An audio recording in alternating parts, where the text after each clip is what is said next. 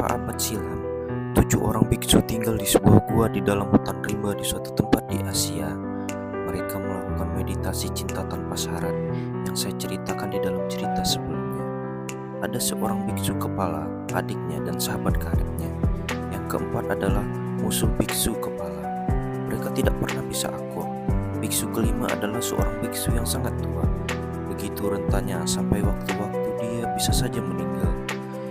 Yang keenam, biksu yang sakit berat juga bisa meninggal kapan saja. Yang terakhir, ketujuh, adalah biksu yang tak berguna. Dia mendengkur saat dia seharusnya bermeditasi, tidak bisa mengingat parita atau ayat suci, dan kalaupun kebetulan ingat, dia mendarasnya dengan nada yang sumbang. Dia juga tidak bisa mengenakan jubahnya dengan pantas. Namun, biksu yang lain membiarkannya begitu saja dan berterima kasih kepadanya karena telah mengajarkan mereka untuk bersabar. Suatu hari, segerombolan bandit menemukan gua tersebut. Gua itu sangat terpencil, sangat tersembunyi, sehingga mereka ingin mengambil alih gua itu untuk menjadikannya markas. Jadi mereka berniat untuk membunuh semua biksu tersebut. Akan tetapi, untunglah biksu kepala sangat lihai berbicara membujuk orang. Dia berhasil, jangan tanya saya caranya, membujuk gerombolan bandit untuk membiarkan biksu-biksu itu pergi, kecuali satu orang sandera yang akan dibunuh sebagai peringatan kepada biksu-biksu yang lain untuk tidak mengatakan lokasi gua itu kepada siapapun. Itulah hasil terbaik yang bisa dinegosiasikan oleh biksu kepala. Biksu kepala membiarkan sendirian selama beberapa saat untuk membuat keputusan yang mengenaskan mengenai siapa saja yang akan dikorbankan, sehingga yang lainnya bisa pergi bebas. Tatkala saya menceritakan kisah ini di depan publik, saya berhenti sebentar untuk bertanya kepada hadirin. Baiklah, menurut Anda, siapakah yang akan dipilih oleh biksu kepala? Pertanyaan ini biasanya bisa menyegarkan hadirin yang terkantuk-kantuk di dalam ceramah saya dan membangunkan mereka yang sudah tertidur.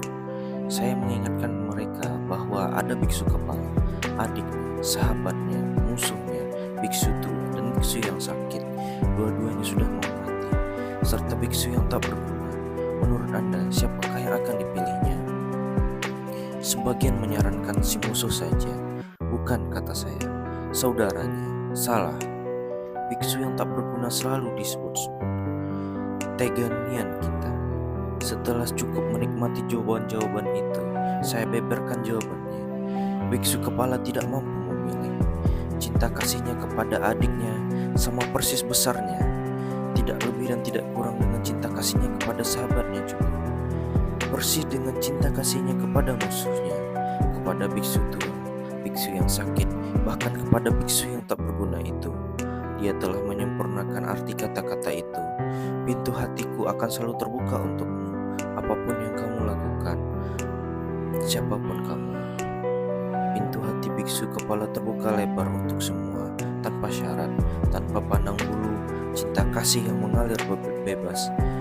Dan yang paling penting, cinta kasihnya kepada orang lain sama besarnya dengan cinta kasihnya kepada dirinya sendiri. Pintu hatinya juga terbuka untuk dirinya sendiri.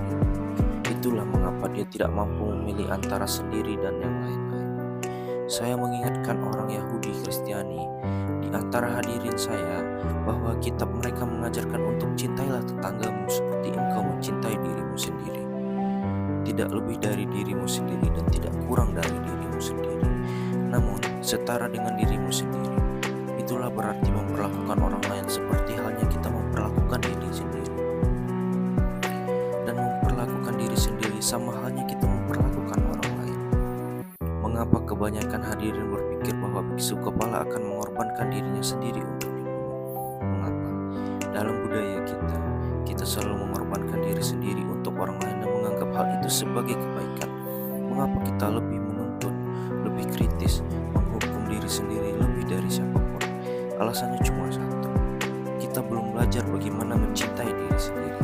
Jika Anda merasa sulit untuk berkata kepada orang lain, pintu hatiku terbuka untukmu, apapun yang kamu lakukan, akan jauh lebih sulit untuk mengatakannya kepada diri sendiri.